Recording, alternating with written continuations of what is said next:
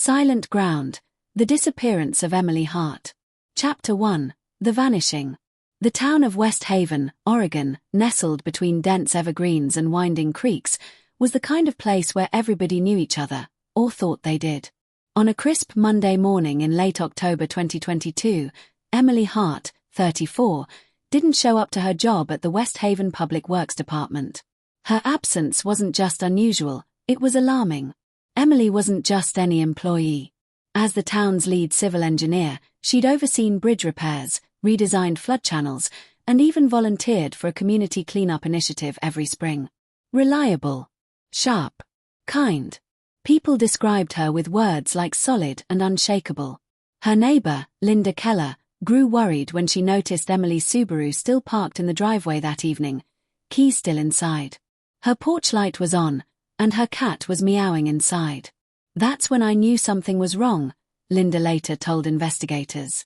Chapter 2, Cracks Beneath the Surface. At first, Westhaven's sheriff, Dan McClure, considered the possibility of a random act of violence. There had been a rise in transient traffic along Route 26.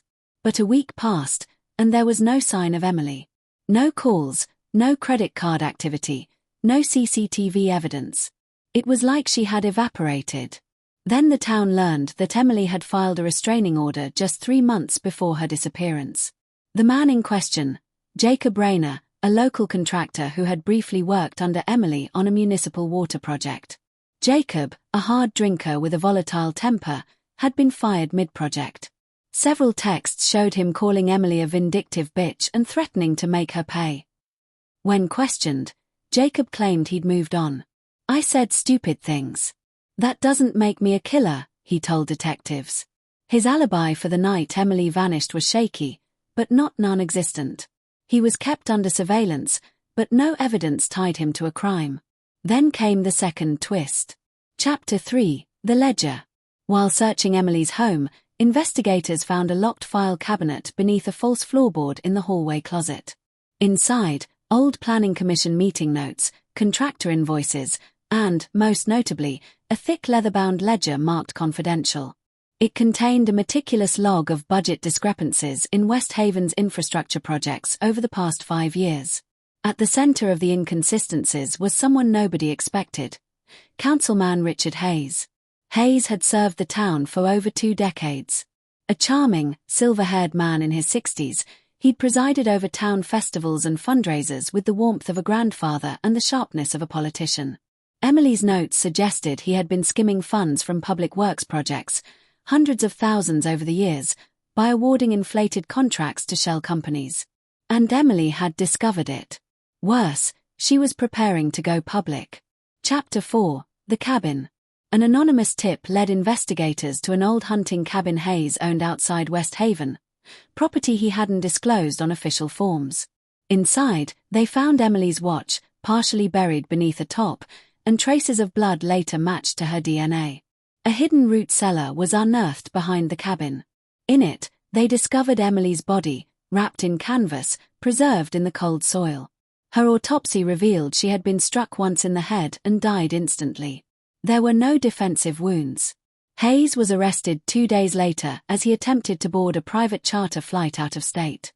Under questioning, he didn't deny the embezzlement but initially refused to confess to murder.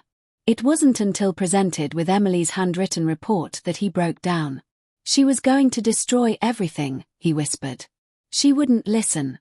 She thought doing the right thing was more important than what it would cost this town." Chapter 5, Aftermath. The community was devastated. Emily had not only served the town but had been protecting it from the shadows. A whistleblower. A quiet guardian. The very traits that had made her dependable had also made her vulnerable. At her memorial, over 300 people gathered at the town square.